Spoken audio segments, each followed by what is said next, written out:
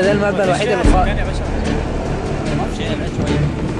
لكن جوه يعني هنمشي لهم هنوصل بس في اعلان.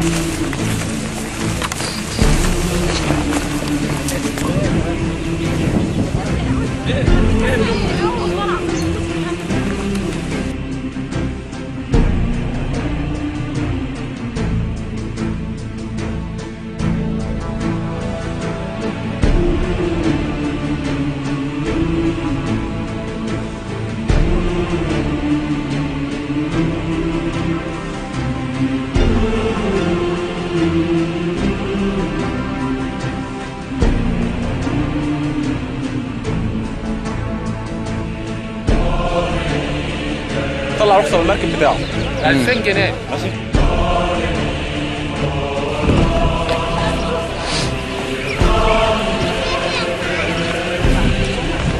ما راحتش حضانه، هتحط ولا بتنام بلاستيك واحد ولا اثنين.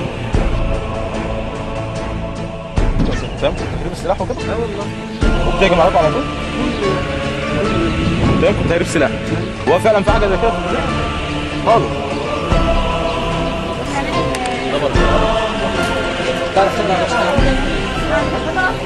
طب شوف كده حاول كده استاذ عبد الرحمن هيقرا لك ويقول لك قريت احنا بنمضي على السبع نقط. ليه بنمضي عليهم؟ ليه؟ ده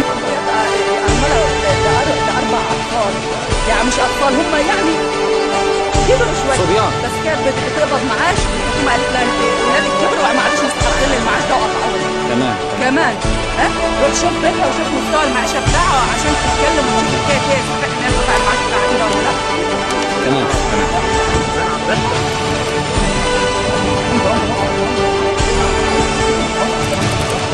يا عم يجينا طيب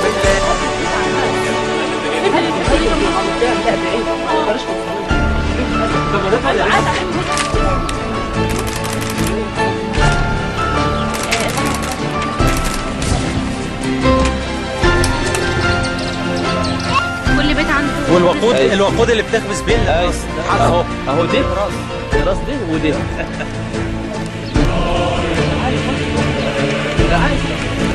تعالوا بس تاخدوا ليه؟ ما هم زي ما هم. باشا عارفين ده ولا ايه؟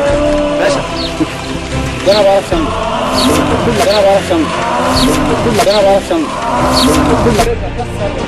الناشف وساب العلوي اللي على وسط. انت عارف انا ميه كام سنتي؟ بتاعي 40 سم.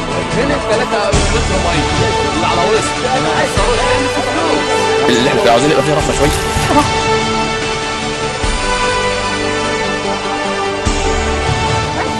لا اصل دي النقطه معلش ما زمري بقى. دي منطقه السلام ودي منطقه السلام.